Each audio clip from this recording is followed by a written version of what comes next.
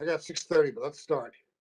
All right. Before you do, just everybody make sure you're on mute while you're not speaking, please. Take Will it do. away, co-chairs. Good evening, everyone. Welcome to the September meeting of the Community, Environment, Cultural Affairs, and Economic Development Committee. Glad I could finally say that without fumbling it.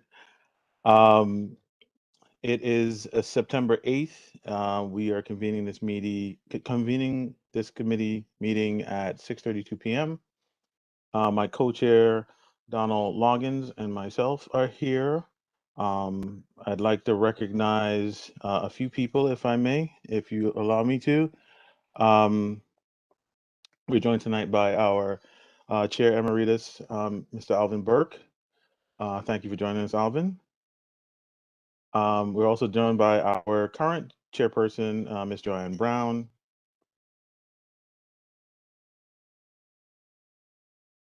I thank the board staff for being here, Sean Campbell and Anya. Thank you very much for facilitating this for us as always. And I see here, and I hope I'm not missing anyone else, but I see here Joel Desuve, sorry, from Councilmember Desuve, Rita yes. Joseph's office. Hi, everyone. Thank you. So I'm going to quickly just give an overview of the agenda for the night, and I will let Donald take it from there. We are joined tonight by the Department of Sanitation, represented by Ms. Joan Burns Daly, the Director of Communication for the Department of Sanitation. They'll be giving us an update on services in the area and anything we can look forward to. And we're also joined tonight by Lauren Collins from the Flatbush Avenue and Church Avenue Business Improvement Districts, she's the executive director, who will be presenting us, I believe, a plan on, and forgive me here, I'm not looking at my notes, a plan on the new curbside initiative from the Department of Sanitation to reduce plastic bags on the sidewalks. We're going to begin tonight with Joan. So, Donald, I don't know if you have anything you want to add, but you can take it away after that. No, I think we're ready to go. I'm fine. Let's get going. I'm gonna share my screen, and thank you all for having me tonight. My name is Joan Burns Daly. I am Director of Community Affairs for Department of Sanitation. And if there's anything, if you want to, unmute yourself and let me know if you have questions as I go through. Otherwise, the general overview of a lot of the services that sanitation offers. We'll go through that and feel free to interrupt. So keep New York City clean. That's our goal. The easiest ways to follow rules and avoid the fines that sometimes come with, what's going on. Sorry, I am. All right. If I can just quickly interject with the pause, John, it's probably better if we hold questions until the end. Okay. Just for being able to manage time a little bit better.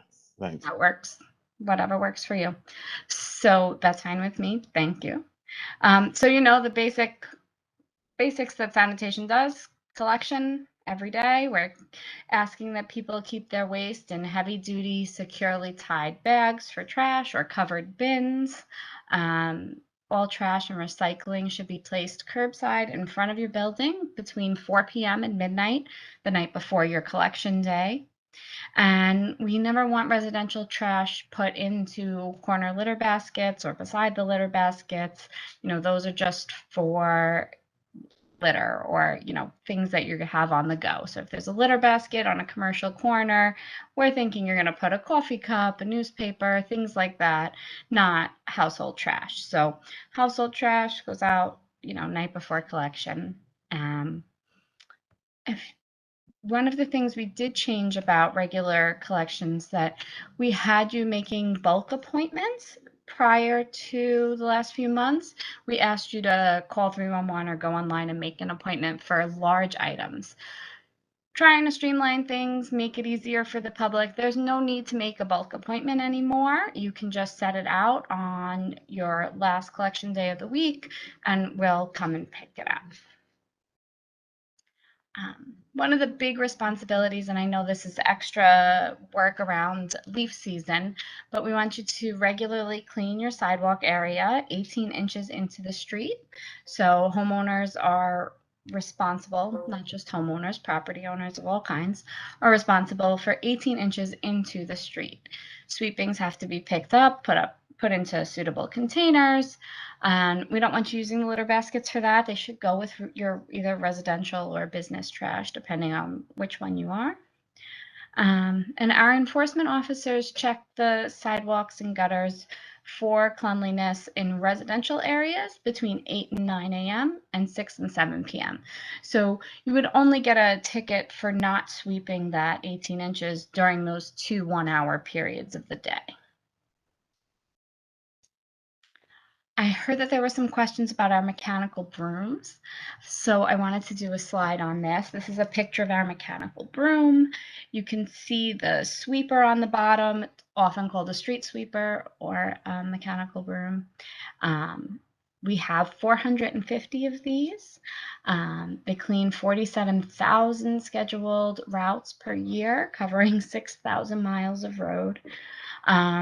The equivalent of sweeping from New York to LA and back again in a single day, which is a lot of road to cover.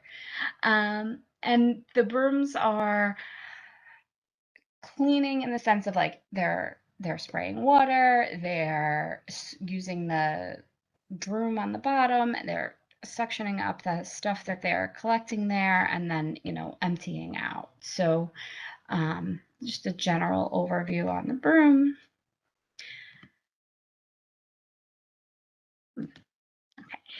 Another thing that we like to remind New Yorkers is to pick up after your pet. We get lots of complaints about dog waste, but somebody's leaving it there. So everybody who owns or is controlling a dog is responsible to remove any feces left on any sidewalk, gutter, street, anywhere you put it, and keeping the pets on a leash of no more than 6 feet long.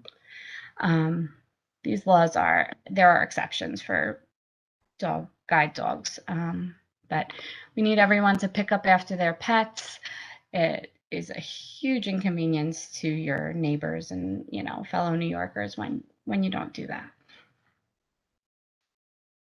Just a reminder about proper mattress disposal. This is something we've been doing for years now. Fully encase the mattress and the box spring in a sealed plastic bag before you place it out for collection to help reduce the spread of bed bugs. Just going to do a brief overview on recycling. We've been recycling metal, glass, plastic, and paper and cardboard for 30 years, but there's a lot of details to it, and I like to just go over it at a high level. So if you have questions, let me know. There's also an awesome feature on our website called the How to Get Rid Of. It's also on the Sanitation app where you can put in any item that you can think of. And we have thousands of items in this database, and it will tell you how to get rid of it. So if there's something that I don't cover tonight and you don't know how to throw it away, you can always check our website or our app and it will tell you. And if it's not there, get the item to me and I will get it added. So metal cans, aluminum foil, foil products, caps and lids, metal household items, pots, tools, small appliances, bulky metal items, all of those can be recycled. For For glass, it's just the bottles and jars. So we don't want ceramics, we don't want mirrors, we don't want windows. Those items we can't recycle in the same way. But bottles and jars, we definitely want out with your recycling every week. And then plastic, lots of different kinds of plastic out there, bottles, jars, caps and lids, food containers, clamshells, plastic houseware stuff, plastic toys, anything you can think of that's like a rigid plastic. Some of the no's on plastic are like, we don't want your toothpaste tube, we don't want plastic bags, other than the one that things are going in for disposal. And then the last one is cartons. Cartons are sanitation's most commonly misplaced recyclable item.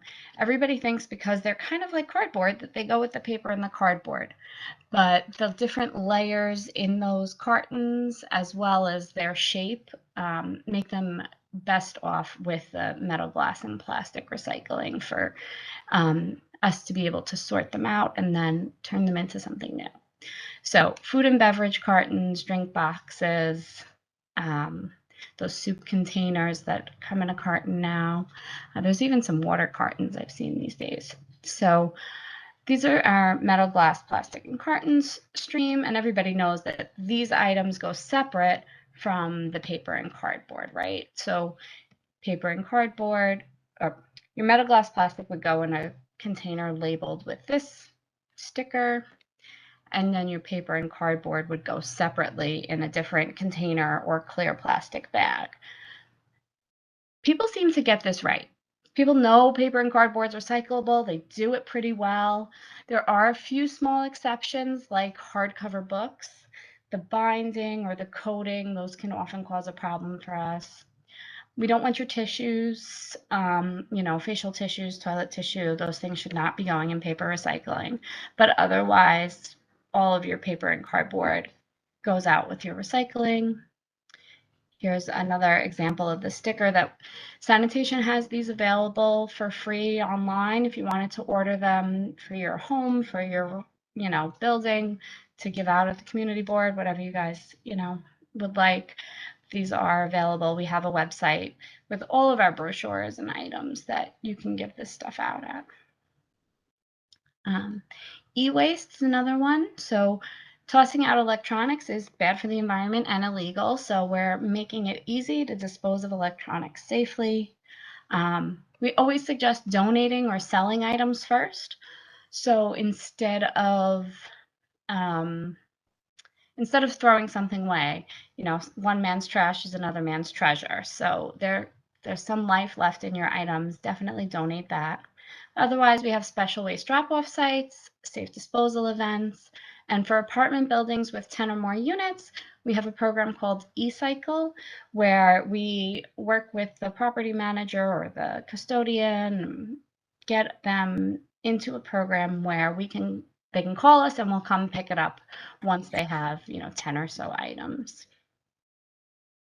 Our special waste disposal sites, or our special waste drop-off location in Brooklyn is in Greenpoint.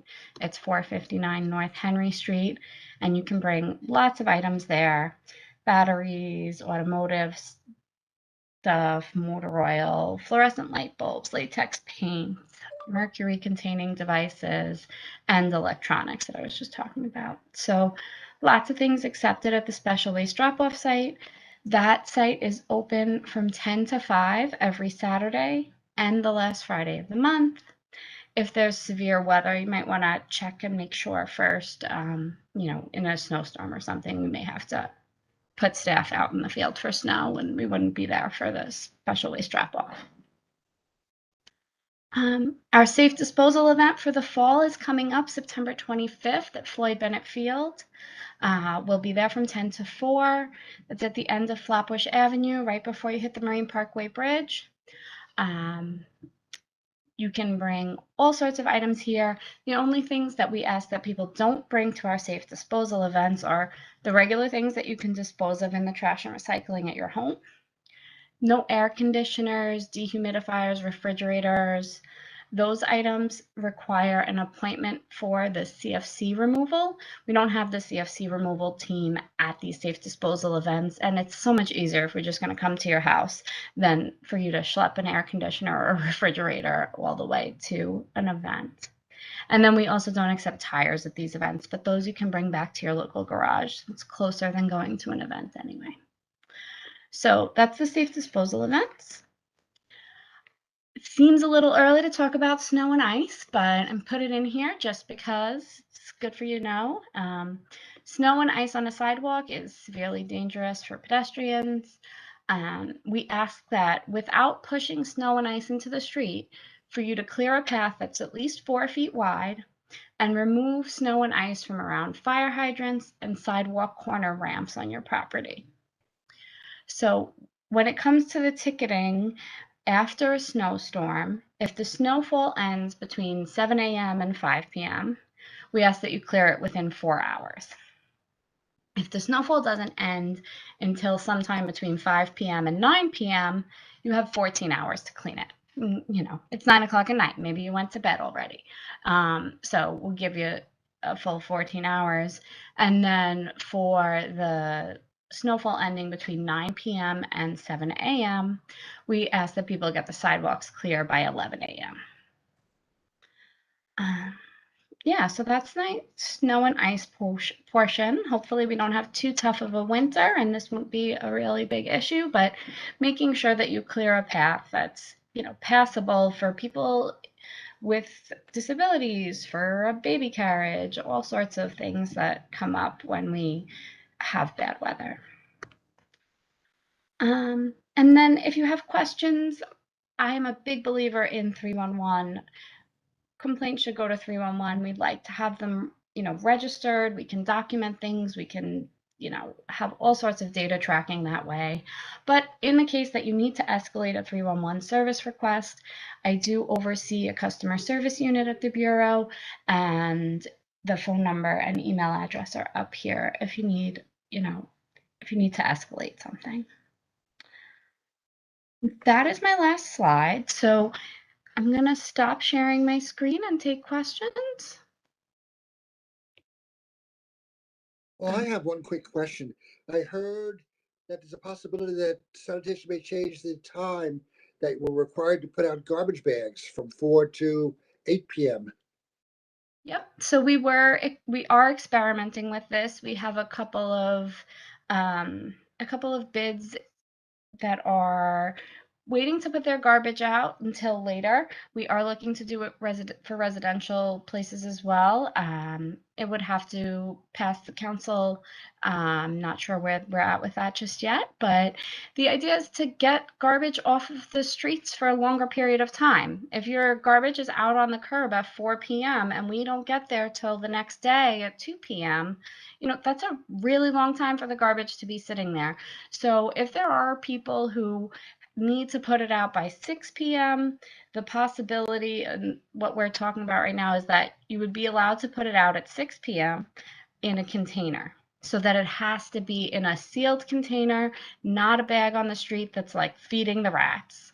And then if you didn't want to use a container, we'd ask you to hold it till 8.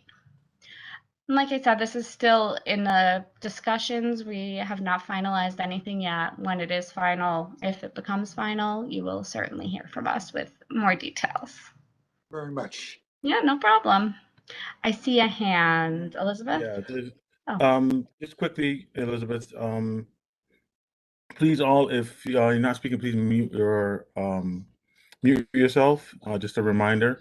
And if you have a question, please do use the raise hand feature on your device. Thanks. Elizabeth, your question?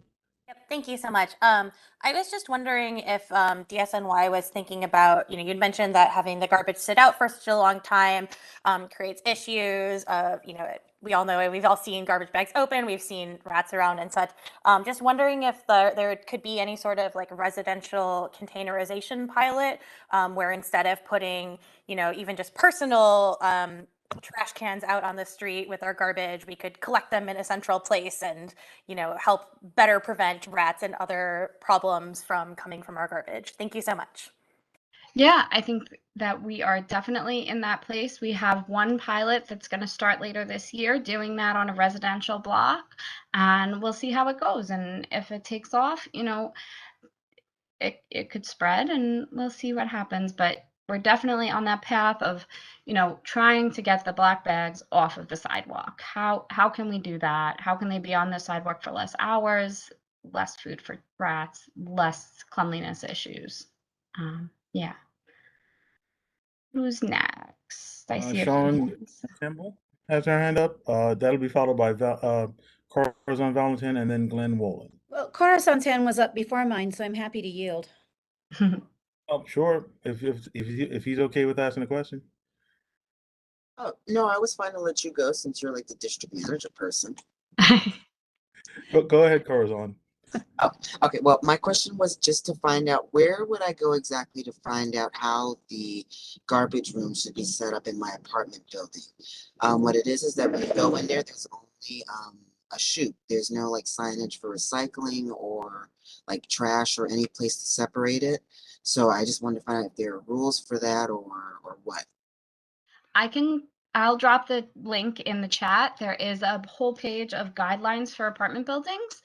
And then we also have this option. It's a site visit request form on the website you could fill out. And we'll have our recycling apartment programs team come out, talk to the super, kind of explain to them best practices, give them the opportunity to ask us any questions, because there's so many best practices out there and available, that our teams have kind of become experts on this, so we're happy to do that. We also have something called the Zero Waste Building Maintenance Training. And this is, I believe it's a 2-day program where the supers can sign up for free. It would just mean, maybe being away from the building for a bit. We were on Zoom for a while after COVID. I'm not sure if they're back to in-person yet, but I'm sure I can find that out for you. We have this great training program where it teaches the superintendents of the building how to do all of the recycling, how to handle all their waste, and avoid fines for the building. So I can throw that link in there too. So 2 different options that you've got for your building. Thank you. And my other quick question was just for the special waste drop off. I know it's a drop off, but do you have like pickups for people with mobility issues or? Mostly just drop-offs for e-waste and hazardous waste. We recommend that people find a community group or a helpful friend or neighbor to do any drop-offs to do the drop-offs for them, because we don't have collection for those items. Okay. All right. Thank you. Yeah, no problem. Sean. Thanks. Also, just to piggyback on that question, as far as the safe disposal drop-offs, you mentioned that tires can be dropped off at a sanitation garage. Can safe disposal items be? No, just tires. The safe disposal items have a lot of permitting requirements from state DEC, from federal EPA. We don't want to bring lots of hazardous flammable materials into a place where we're running trucks. Fair. Okay, thanks for that. And then I would just encourage, and I'll bring this up at budget consultations at the end of the month, that there be a special drop-off location added in South Brooklyn, because that's far. It's a far trip for this district. I also wanted to ask you about manual litter patrol, because that was a baseline service that was taken out of our budget, hasn't been put back into the baseline DSNY budget. We'll be advocating for that at budget consultations, but manual litter patrol in a district that has 54 dead-end streets was a really valuable asset in providing basic service. And that, that's, for those who don't know, that's just sanitation workers getting off the truck and using brooms and regular equipment to pick things up off of streets and sidewalks. We do have some city council funding for that, but I've always argued that city council funding, and thank you to Rita Joseph, who provides most of it in our district, but then that's only for the part of the district that overlaps with Councilmember Joseph's district. And I've got count 'em, 4 council members that cover this district. So it just is a bad way to go about providing basic services. And it really has made BK14 have to be extra creative, which they're good at, and they've handled it, but it shouldn't be through special funding. So any comments about the likelihood of that coming back would be greatly appreciated. And then I'll leave it at no, 2 more, sorry. Organics, we do encourage our community members to call 311 to sign up for organics, even though it isn't being offered in this district yet, because as DSNY evaluates the expression of interest, that might help tilt in our favor. And then finally, I'll say one last thing, which is the nighttime collection has been a problem in this highly residential district. And I understand that it is also to try to mitigate and control the rodent population, but the cost benefit analysis on that, unless we have data that shows that it does a great job of getting rid of rats really quickly, the loss of sleep in our neighborhoods has been expressed to us and sort of grumpy because they haven't slept that well toned. And I'll leave it at that. Thanks. Yeah, no, thank you for your comments. I totally value the MLP service as well. And you guys have a great garage and great council members who are able to make sure that, the streets are continuing to be clean. Look forward to talking about it more at budget consultations, but I definitely understand where you're coming from there.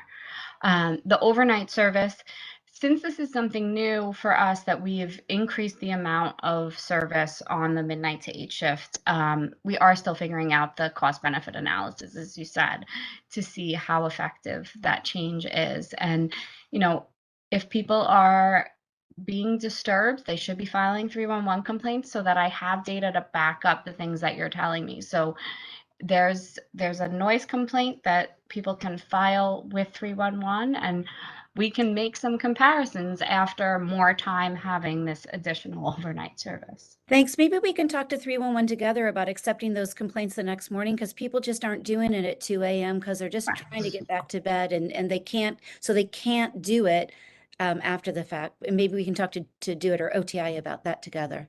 Yeah, I'll talk to them about it for sure. Okay. All right. Thank you, Sean. Glenn? Thank you, Dwayne. I'd just like to comment. You said that when it came to cleaning your sidewalks and out 18 inches into the street, that it should be done on a regular basis, which is a very nice statement, but it's a little misleading, because let's say that I am very conscientious and every day I go out at 10 a.m. and I clean up. That has opened me up to receiving a ticket every morning and every evening because garbage blows in. So it isn't just a regular basis, because your inspectors are coming out in the mornings, right? You said like 7 to 9, and then again in the evenings.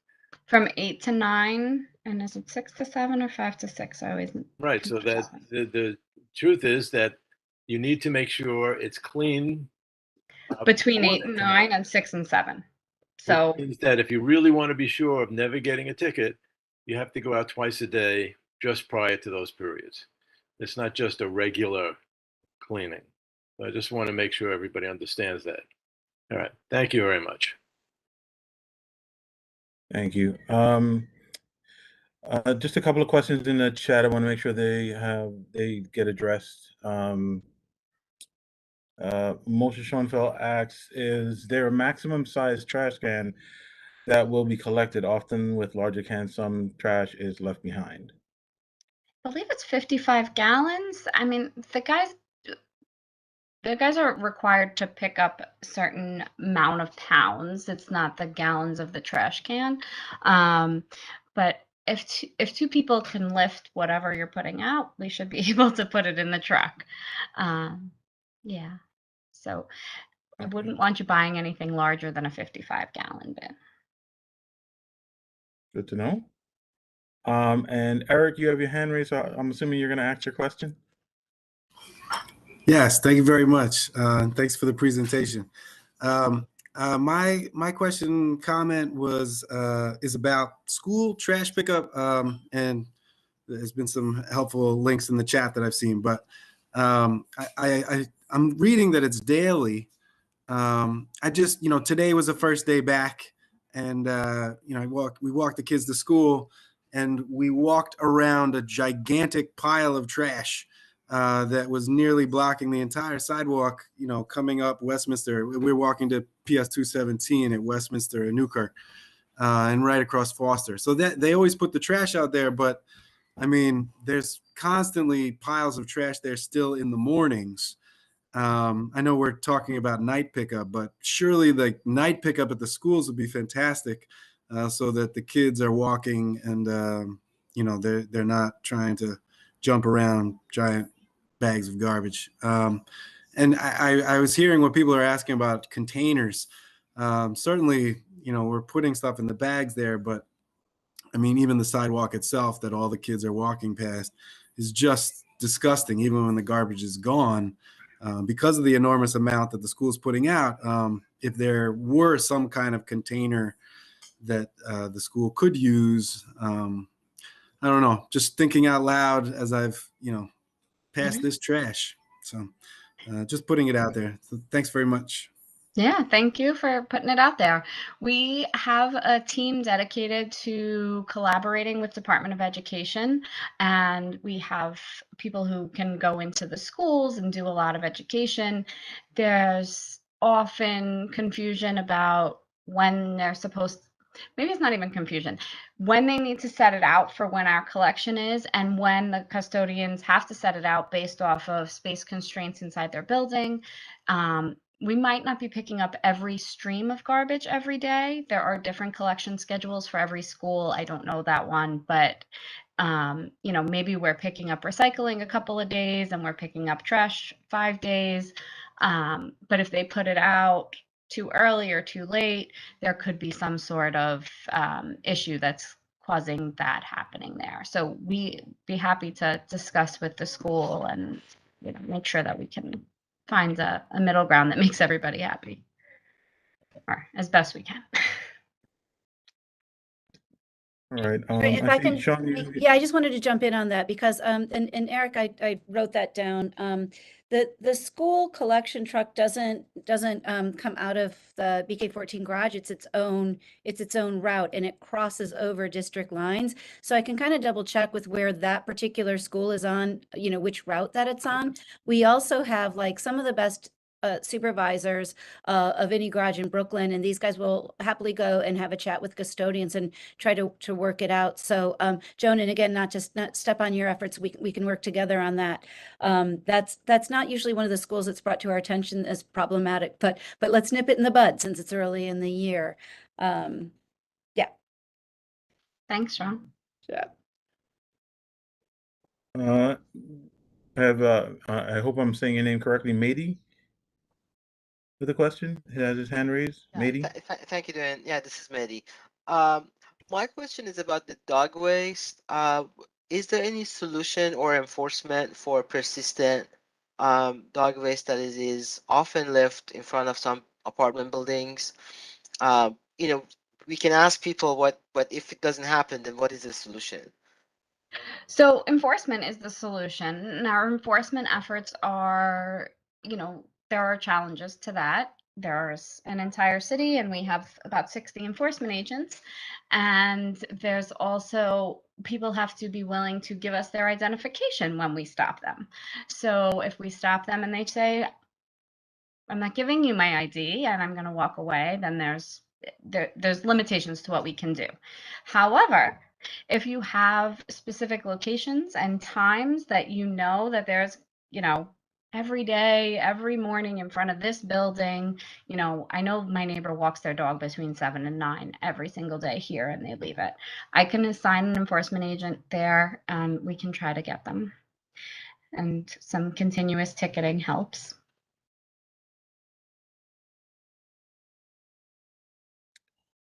That's good to hear. I live on a block that has become a pathway to the park. So one of my questions is going to be around on how do you actually enforce, because I know, you guys aren't allowed to enforce, even if people have pictures, the officers have to actually see the people in person, Live. committing the infraction. We've had a lot of conversations around this over the years. But you know, it's good to know that you have 60 enforcement agents for the entire 5 boroughs of New York City. That seems like a lot. Excuse my sarcasm there. Yes. Um, Or 8 million. I, I might I be off by a few. Don't quote me on 60. It could be 65 or I do have a question.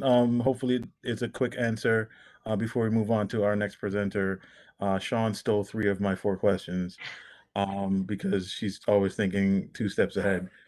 My question is around sanitation baskets on corners.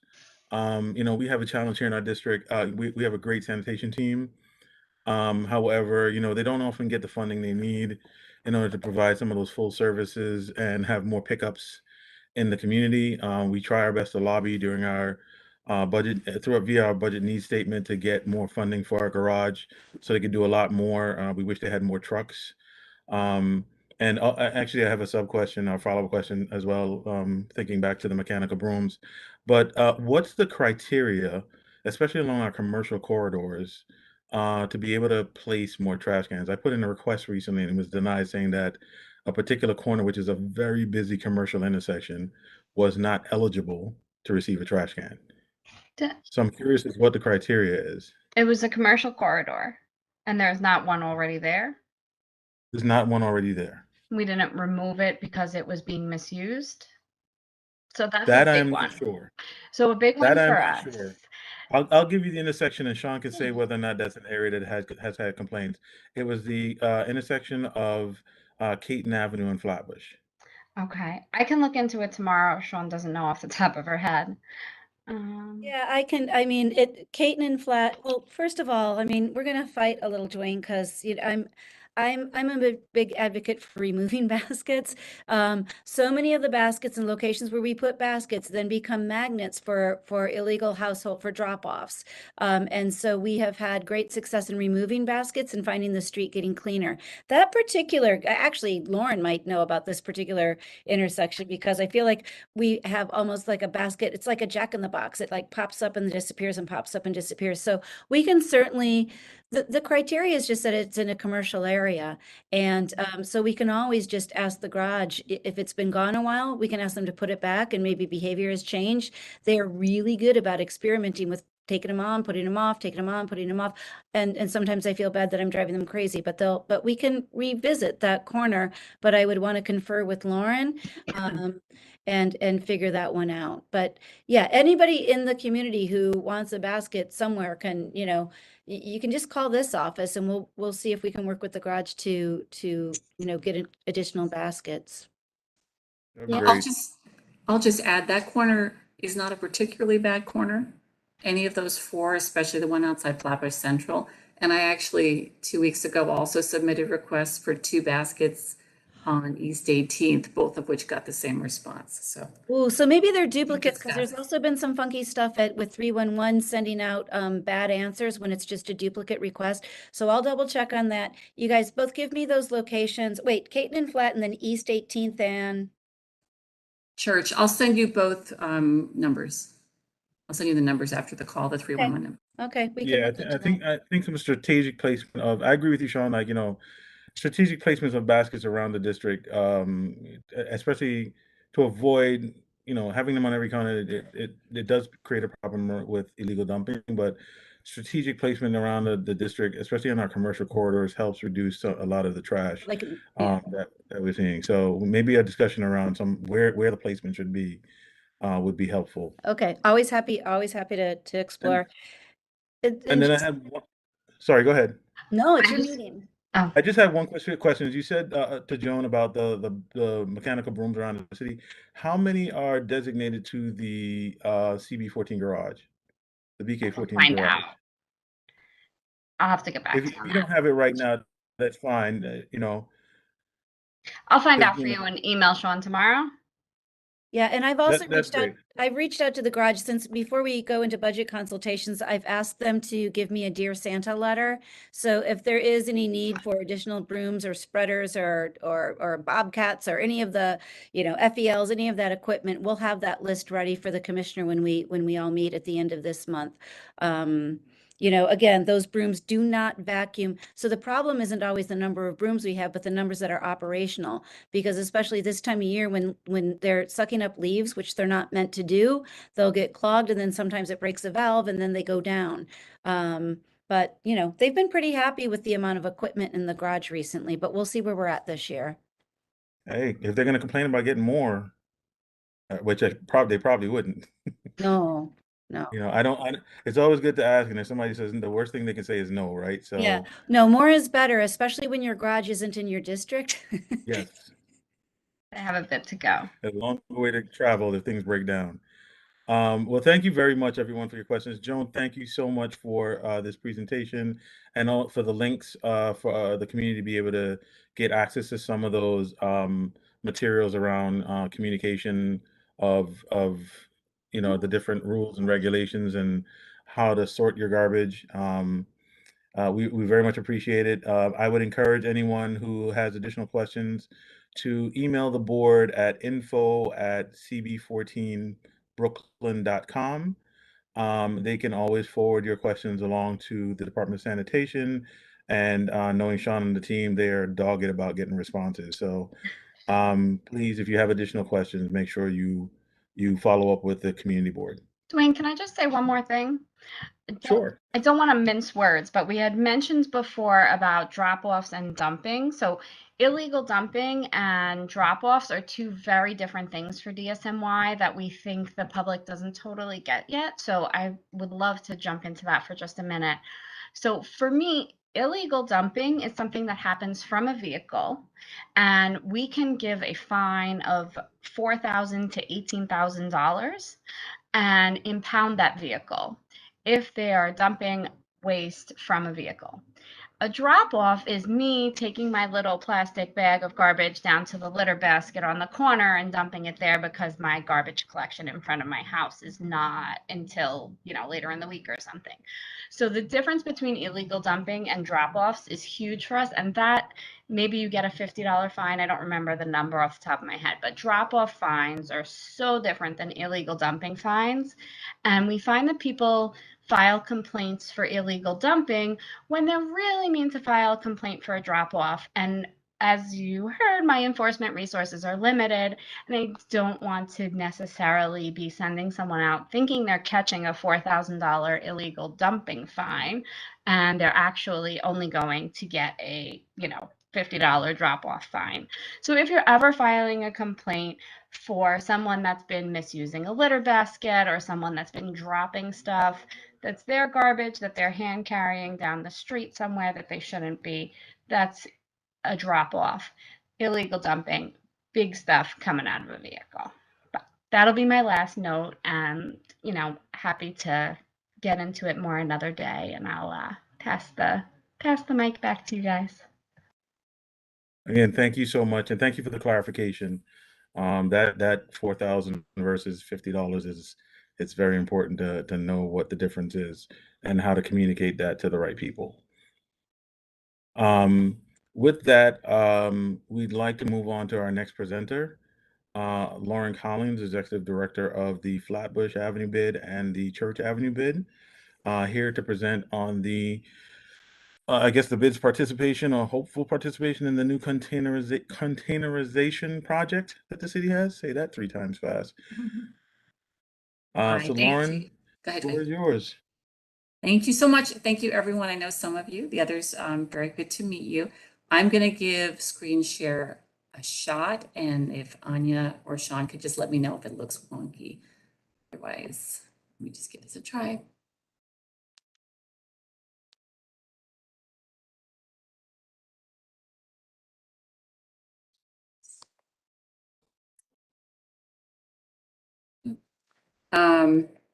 Looks good, Lauren. All right, I'll just leave it like that.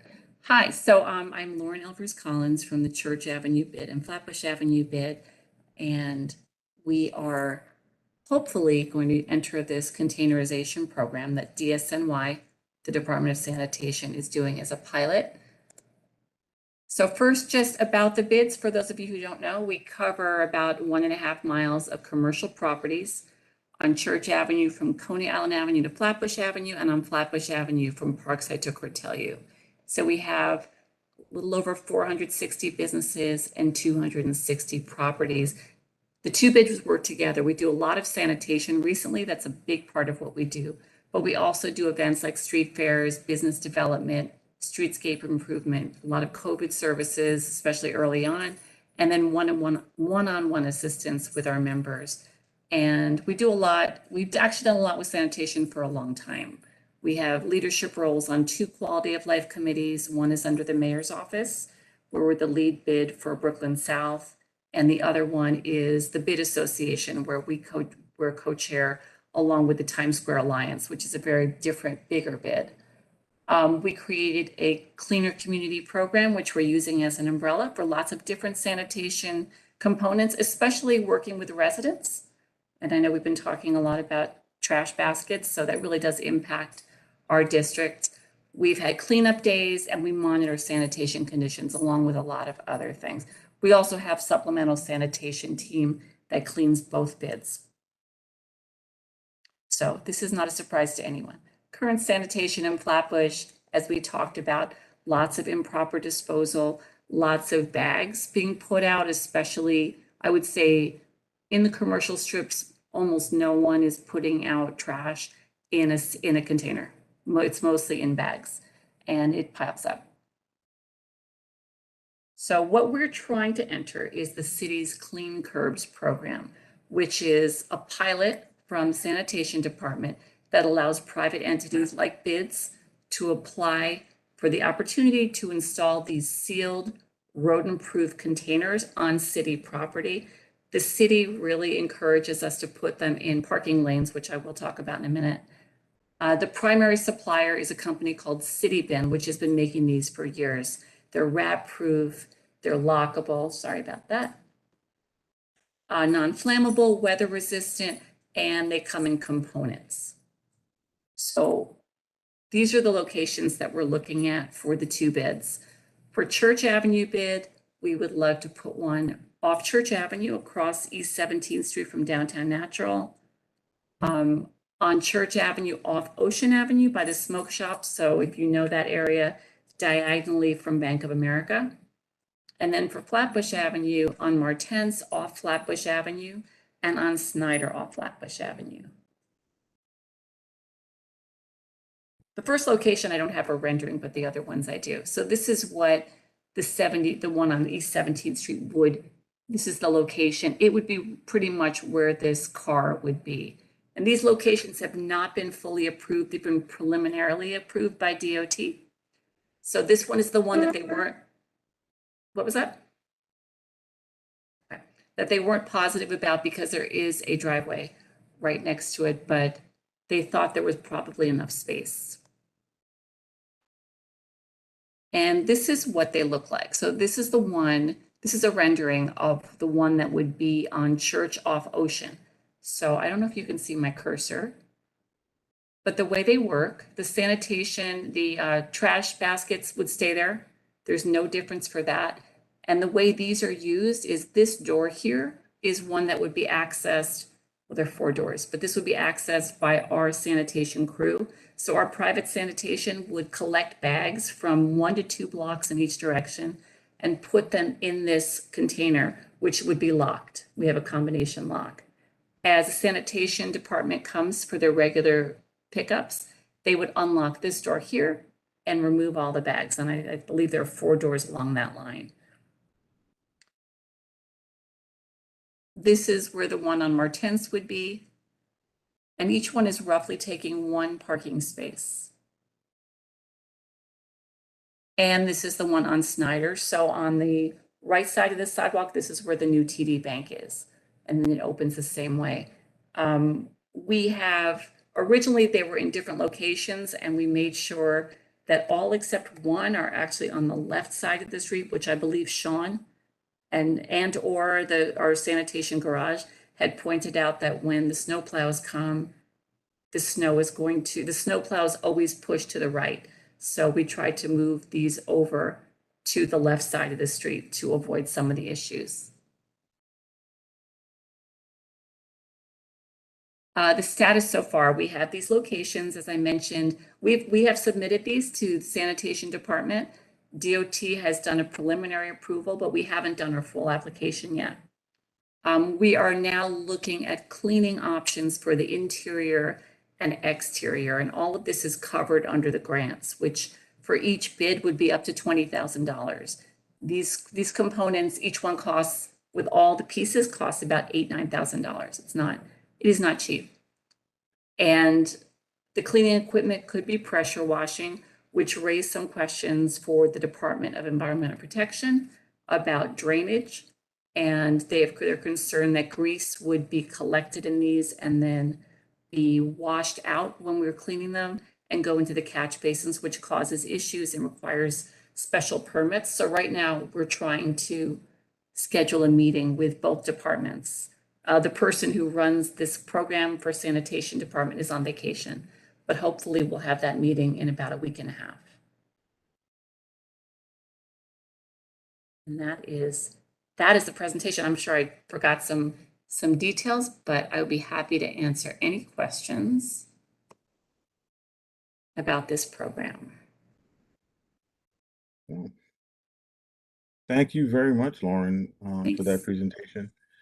I'm gonna open the floor up to questions now. I see Carl Henry Cesar has his hand raised, followed by it looks like Corazon, you had your hand raised. So in that order, Carl. Awesome. So thank you very much for that, Dwayne and Lauren. Good evening. Thank you very much for that presentation. The question I have, I'll be brief. One of the renderings of the proposed bins, I forget if it was on Flatbush or Church or Ocean. And just my question for you is, when you had mentioned that DOT had given, an original approval, to your knowledge, do you know if DOT had also checked internally if they had any sort of either proposed bike lanes or other plans that may conflict with it? Just because DOT is such a massive entity. And so, do you know if the team that approved it checked with other teams that, hey, yes, we're good, but we also didn't check that there is another project that may already be conflicting with it? That's my question. That's all. I do not know, but if what you're thinking about is the Flatbush Avenue bus lanes, the potential Flatbush Avenue bus exactly lanes, it. These are off Flatbush Avenue. The ones on Flatbush are on side streets, which is another thing that DSNY encourages, is that they be on the side street. They really don't want them on the main avenues. With the one at Church and Ocean, I don't think there's any plans to put a bus lane in that part of Church, especially since it was just addressed a few years ago. So there are none on that. Besides the one on Church off Ocean, the other ones are all on the side streets.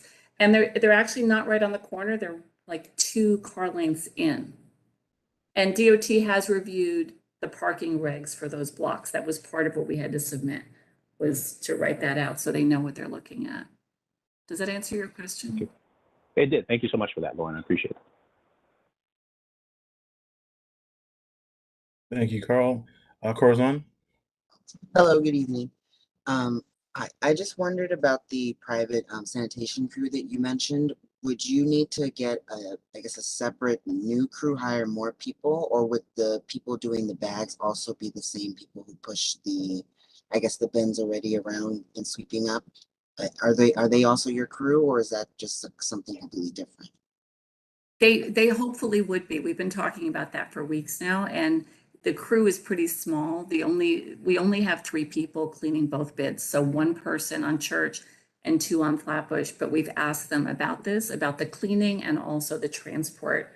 For one of the bids in particular, the person who does it, they don't feel that they have the strength necessarily move the bags in a huge container. I don't know if you know what a tilt truck is, but it's like a giant wheelbarrow. And for Church, they said maybe it'd be better if they put the bags on top of their rolling large garbage can that they already bring, but they would be doing it. It will cost extra money, of course, and that's part of what we're trying to budget as well. But we do have sanitation funding, at least on Church Avenue so far, from Councilmember Joseph and also from Assemblymember Bouchette. Okay. Thank you. Thanks. I want to quickly take a moment to acknowledge that we have been joined by Assemblymember Brian Cunningham. Mr. Cunningham, or the Assembly member, is the representative for the 43rd Assembly District, which covers a portion of the northern end of our district. I'd like to invite him, if he would like to speak to the audience. Hey, Dwayne. Assembly member? Hey, Dwayne. How are you? Thank you guys so much. One title you forgot to mention was former committee board member of Committee Board 14. So just happy to be here. I know how important committee work is. In the New York State Assembly, I also sit on the Economic Development Committee. So it was important for me to stop in, hear what's happening, commending Lauren for her phenomenal leadership over the last few years on the bid, and just here to listen, to learn, and to take back some ideas and figure out how I can support from a state perspective. Thank you. Thank you. Thank you for taking the time. Sean? Thanks. I first want to thank Lauren for being extremely patient with everything I've thrown at her with these containers. But, you know, I had some fears that this was not a plan that was very well coordinated in an interagency way. And so that's why the conversations with DEP are just happening now. I really feel like it should have been that those talks should have happened in the formation of the policy. But, you know, I know people get excited about new things and then rush forth. But, you know, so Lauren, I don't, we spoke about this, but I don't remember with putting containers on the side streets and the side streets not being on the basket routes. Is that something that DSNY said that the sanitation workers would still be able to service them, that they would either be changing the routes or somehow service them off the basket routes if they're on the side streets? I have to double check that. I think they are. I'm pretty sure I talked to McKenna about that, but I don't think they're changing the routes, but let me talk to him again. Okay, so that would be the one concern that I still have, and then the street sweepers remain a concern for me because I believe it's about 10 feet approaching the container, and then about 10 feet after the container, and then of course under the container, the street sweepers will not be able to go. So on the streets such as Flatbush that do get dirty, and I was going to say this earlier, I mean, one of the problems with street sweepers is they do too good of a job in a way that people kind of don't know what the streets would look like if there wasn't a street sweeper, unless you go up and down McDonald, and I should have figured out a street not in this district, but you know, it's gunk. It's like this black, oily gunk that gets stuck in the curb when you don't have a street sweeper. So I'm concerned about that still. And I don't know if Joan is still on this, but gosh, that would be one thing that if the street sweeper can't get to it, but we still had MLP, that would mitigate that concern. And then finally, I'm a little bit dubious about how rodent proof these are, given that they're a few inches off the ground. And they might be rodent proof with rats getting inside, but I don't even care if the rats go inside. It's the rats outside. So I don't know if that has been something you were going to talk to them about, how high up off the ground they are, or what that does in terms of rodents. And thanks again for your patience as I keep raising flags.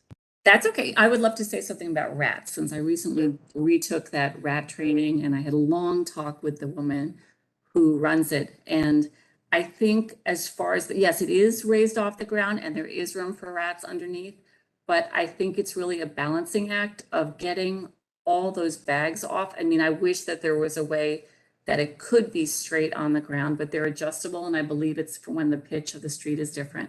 I think balancing getting, you know, potentially both sides of the street to entire blocks. And we're focusing on blocks that have tons of bags, getting those away and locked in something. And it is a pilot, so there will be changes along the way. And also actually something I didn't mention, but just as far as the grease, the company that makes them is looking at different options for like a tray to capture something that any gook that might come out. They haven't created it yet, but I talked to them about a month ago about that. So, but no, I know that nothing is perfect for rats, but hopefully if there's not stuff underneath it, it won't be that appealing to them.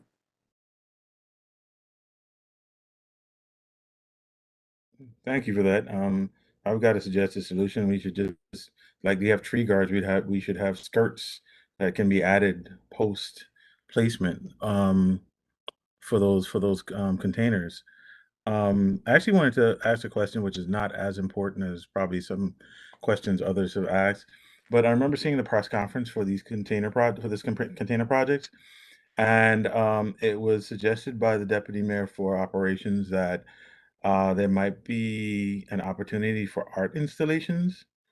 Instead of them, collecting graffiti, that we might have an opportunity to have an art installation there. Now, seeing as DSNY is looking to have art added to their trucks, even though this is a pilot project, is there talk? Have you heard any talk about any kind of art project being attached to these?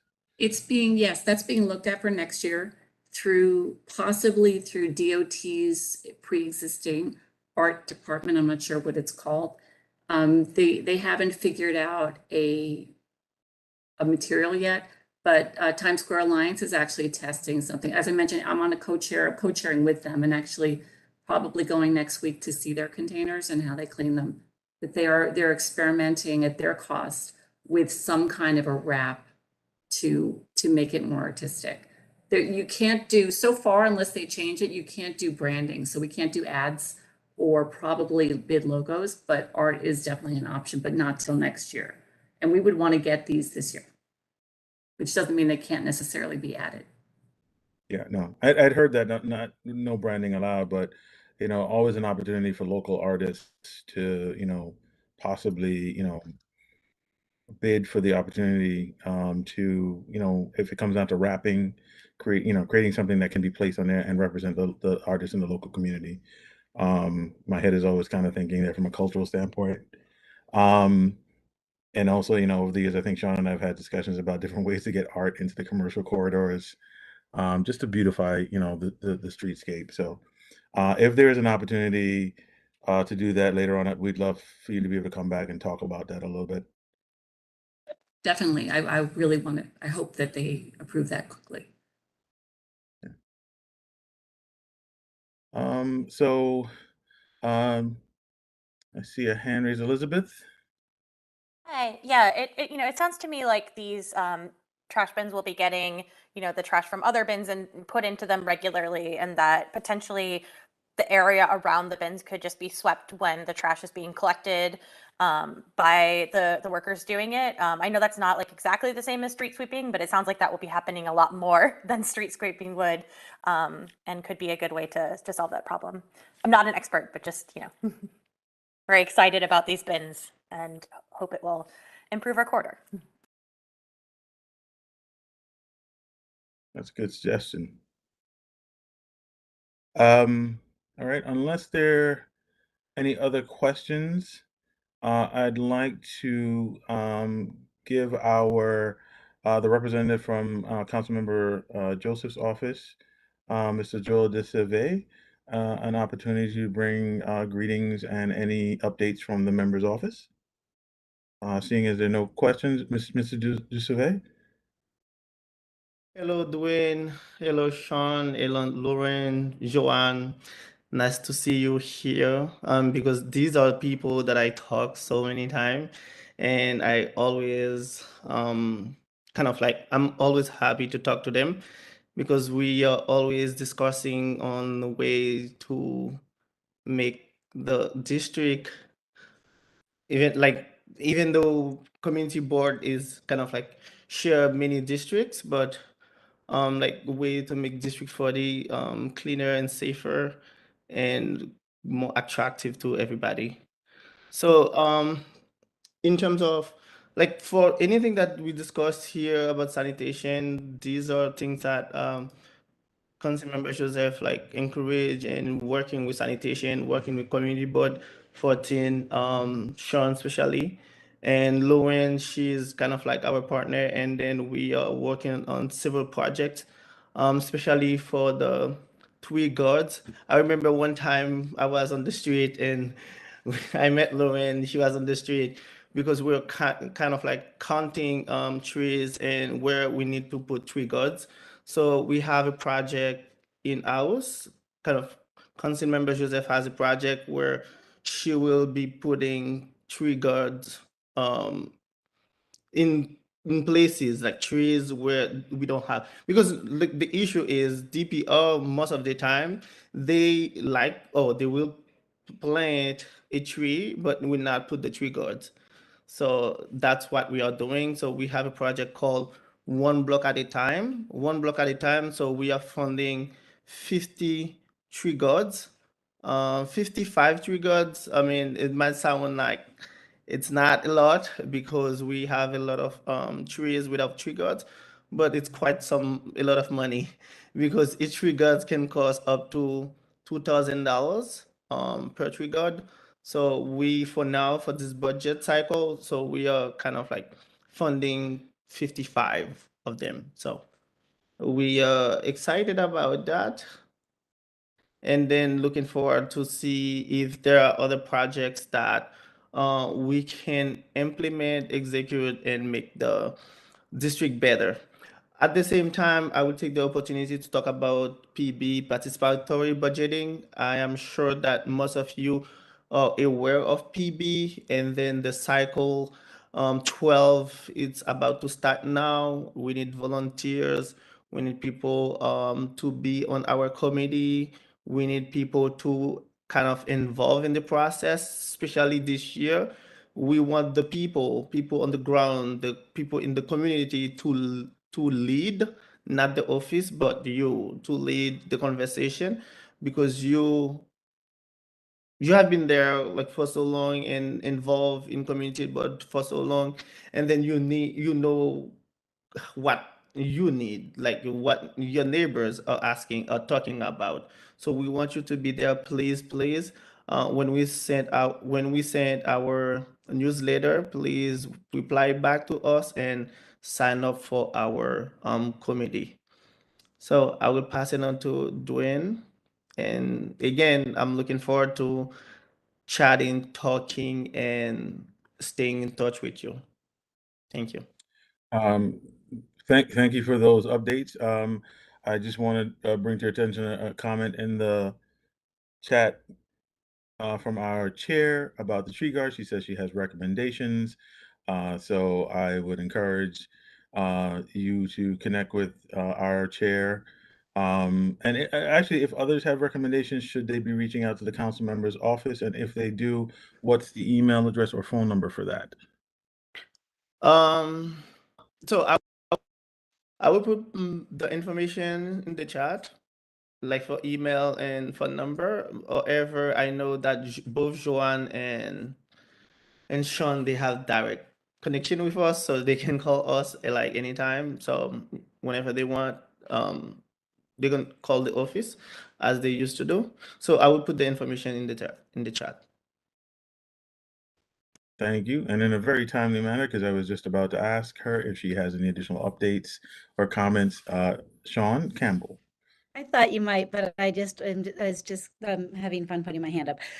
Thank you. I just want to, we go back and forth and when we send some mixed messages on when to call 311 and when to call us, always call us. But sometimes you also need to put a 311 complaint into the system for us to follow up on it. But when it comes to sanitation, most of the work that the garage does happens between 6 a.m. and 2 p.m. So when we get a call at like 10 in the morning on a missed collection or something like that, if you put that into 311, they don't get it to the next day. If you call us, we call the guys on the truck and they get it right away.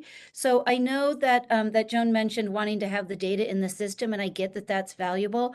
But in terms of just getting your garbage picked up or your problem solved expeditiously, calling the office so we can call them. And then if it's after 2, we usually send them an email, and I usually do like a 7 7 a.m. check-in with the garage. So we make sure that they'll get it the following morning. It just is the most expeditious way to get something that's like, you know, an immediate need. Call us, we'll call them and they'll take care of it because they're just terrifically responsive. You know, and for bigger policy issues and stuff like that, 311 is fine, but you know, keep us in the loop, please. That's it. Thank you. Thank you all.